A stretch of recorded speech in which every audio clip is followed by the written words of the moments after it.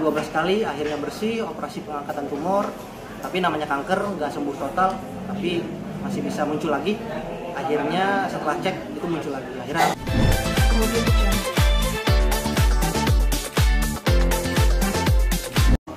jadi memang 3 minggu belakang ini Abah itu sudah dirawat baik di IGD maupun di ruang rawat inap maupun di ICU hingga di ICU di Rumah Sakit Umum Kabupaten Tangerang. Penyebabnya karena ya mungkin kita semua sudah tahu Abah itu sudah kena kanker ganas stadium AC di usus besarnya 3 tahun yang lalu. Kemo 12 kali akhirnya bersih, operasi pengangkatan tumor, tapi namanya kanker nggak sembuh total, tapi masih bisa muncul lagi. Akhirnya setelah cek itu muncul lagi. Akhirnya dilakukan kemo. Nah, habis kemo ke-8 kemarin itu Abah kena serangan asma dan akhirnya harus dipindahkan ke ruang IGD dan ruang rawat inap. Nah, di ruang rawat inap itu Abah dilakukan perawatan dan didiagnosa kira-kira apa sih penyakitnya. Namun ya sayangnya memang penyakitnya itu baru ketahuan itu pas di akhir-akhir di ruang rawat inap sama di ICU.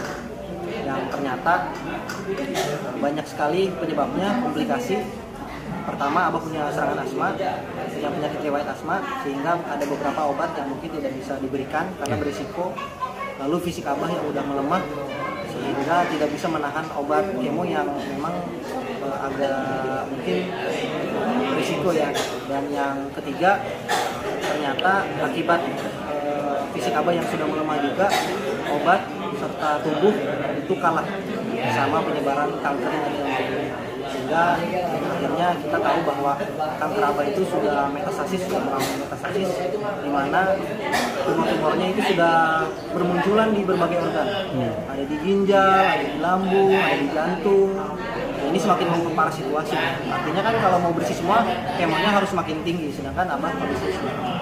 Nah, komplikasi itu yang mungkin memang agak membingungkan kondisinya, sehingga perawatan yang dilakukan itu fokus untuk bagaimana Abah bisa kembali sehat kembali dan ngerinya hilang. Tapi komplikasi itu termasuk fisik yang melemah, dirawat di ICU disaksikan atau kita lihat perkembangan kondisi Abah yang memang semakin lama semakin menurun 3 hari ke belakang. Misalnya yang tadinya tensi darahnya normal, oksigennya normal, respiratory rate-nya normal, harus dibantu oleh alat karena udah makin menurun. Dikasih obat tensi, tapi masih tensi rendah, terus menurun. Dan akhirnya memang ini takdir dari Allah SWT, kondisi Abah sudah kuat, walaupun jiwanya sangat kuat. Saya jadi bukti nyatanya sendiri bagaimana Abah waktu dirawat infus dicabut, kabur dari kasur karena semangatnya dia untuk melawan kanker-kanker atau penyakitnya. Tapi ya sayang, teman semangat kalau tidak dibarengi oleh tubuh yang kuat, akhirnya ya kalah juga. Ya, hingga pada akhirnya tadi jam 21 saya mendampingi Abah untuk mengembuskan operasi.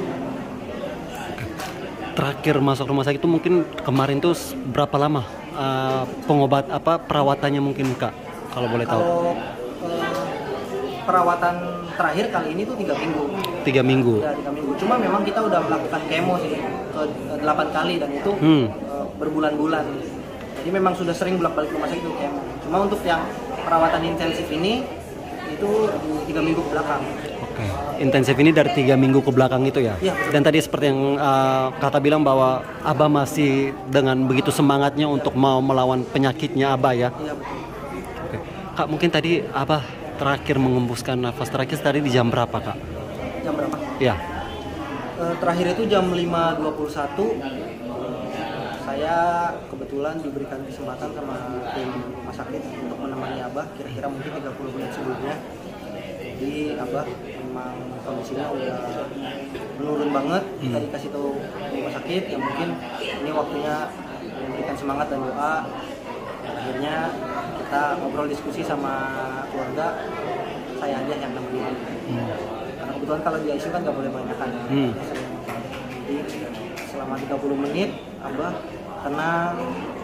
Abah ya yang paling sedih banget ada genangan air mata di sekitar matanya gitu. Dan akhirnya ya selama 30 menit saya bantu abah untuk doa, untuk menyebut nama Allah, hingga akhirnya di 5:21 memutuskan nafas terakhir ditandai dengan detak jantung yang udah ada. Detak jantungnya udah nggak ada. Dan itu tadi kakak sendiri ya yang sama-sama dan abah ya di ruang ICU tadi. Oke, mungkin kita coba kita flashback ke belakang, mungkin sebelum abah sakit atau sudah ada tanda-tanda dari abah untuk keluarga atau mungkin seperti apa, kak? Tanda-tanda apa? Maksudnya komunikasi sebelum abah akhirnya sakit parah nih, mungkin ada pesan-pesan kah yang sudah dititipkan untuk pihak keluarga, mungkin seperti apa pesan-pesan abah?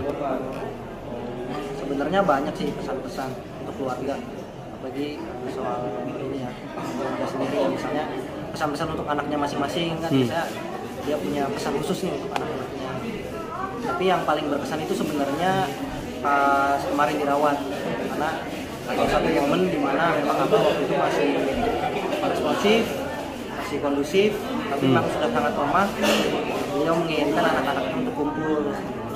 Akhirnya anaknya kumpul, istrinya juga menemani, dan di situ awal menyampaikan ini kalimat persis dari Abah Komar, jangan sampai kalian kayak gini. Dia memperlihatkan urusannya apa segala macam.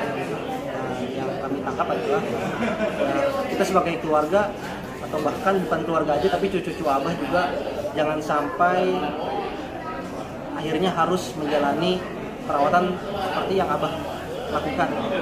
Dapat penyakit kanker, harus tersiksa melakukan perawatan, capek, tubuhnya lemah. Jangan sampai semua ini kejadian keluarga-keluarga, anak-anak. Itu pesannya paling mendalam sih bagi saya. Bukan hanya karena pesannya, tapi karena momennya juga gitu. Barengan, kumpul, abah terbaring, itu sangat kesan banget.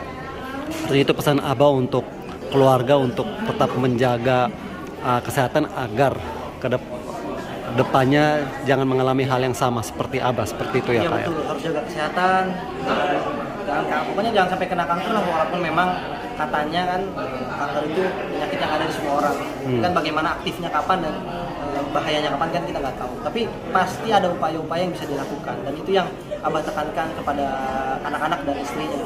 Makannya jangan sembarangan, olahraganya cukup, istirahat jangan dilupakan, dan upaya-upaya seperti kolonoskopi dan lain sebagainya, cek-cek saat umur udah agak lanjut itu harus dilakukan. Jangan sampai kelewatan lagi, jangan sampai kecolongan lagi kayak abah. Kalau dari keluarga sendiri nih, melihat sosok abah selain menjadi ayah yang juga sebagai inspirasi dalam kehidupan, mungkin seperti apa? Kalau bisa dijelaskan, Kak? Bagi saya pribadi, ya Abah Komar adalah ayah yang terbaik. Bukan, ya ini menurut saya sih bukan penilaian yang subjektif, karena memang Abah Komar satu, bukan hanya memberikan contoh dari ucapannya, tapi dari tindakan-tindakannya, dari bagaimana dia menyebarkan prinsip-prinsip dia ke anak-anaknya. Seperti misalnya harus jadi orang yang membahagiakan. Jadi apapun pekerjaannya, bahkan pelawak, bukan membahagiakan karena pekerjaan, tapi memang pekerjaannya membahagiakan. Prinsip-prinsip seperti harus buat orang tersenyum, harus bantu orang lain tanpa memikirkan apa yang mereka lakukan kepada kita. Lalu bagaimana dia membangun ya rasa kekeluargaan dan mungkin mendidik anak-anaknya. Sebuah sosok yang sangat luar biasa. Ya misalnya contoh waktu dekat ini aja saat mengalami perawatan kanker kan, bagaimana dia semangat, tetap semangat. 3 tahun lamanya melawan kanker ganas stadium 4 kan, bagi saya mungkin ya Superman mungkin juga garuk-garuk kepala gitu. Karena bukan hal yang sepele, menahan rasa sakit untuk terus maju, menggapai cita-cita untuk sehat, itu juga sebuah upaya yang sangat luar biasa yang dilakukan abah, yang bagi saya menjadi pelajaran yang sangat-sangat berharga untuk siapapun yang mau menerima pelajaran. Dan terakhir, Kak, doanya buat abah seperti apa? Ya, saya pribadi, keluarga, pertama-tama mungkin ingin minta maaf dulu atas segala salah dan kekhilafan abah yang mungkin disengaja ataupun tidak disengaja dilakukan kepada pemirsa atau cucu abah. Jadi juga mohon doanya agar agar Abah dilapangkan tidurnya, diterima amal-amalnya, diampuni dosa-dosanya, dan ditempatkan di tempat yang paling mulia di sisi. Itu doa yang terbaik. Bagi saya, keluarga juga akan terus mendoakan selamanya. Ini Abah wafat di usia yang keberapa nih Kak kalau boleh tahu? Abah wafat di usia 64 tahun. 64 tahun. Meninggalkan berapa orang anak dan cucu Kak? Ya, anaknya ada berapa? Lalu saya tunggu. Ada 5 anaknya, cucunya ada 4. 4 cucu. Kayak semuanya sudah berkumpul ya Kak ya? Semuanya udah berkumpul, alhamdulillah sudah berkumpul. Itu yang sebenarnya saya sangat syukuri sih, karena di momen-momen terakhir Abah kita masih bisa minimal melihat, atau setidaknya walaupun yang mungkin apapun respon yang diberikan oleh Abah, bagi saya itu sangat penting gitu, karena tidak semua punya kesempatan untuk ngobrol terakhir kalinya dengan orang tua. Rencana dimakamkan besok ya Kak? Ya, Di TPU mana Kak? dimakamkan itu besok tanggal 9 Januari 2025 di TPU Carangkulang jam 8-an. Ini salah satu permintaan Abah, karena Abah memang sudah menyiapkan lahan di samping ayahanda dan ibundanya.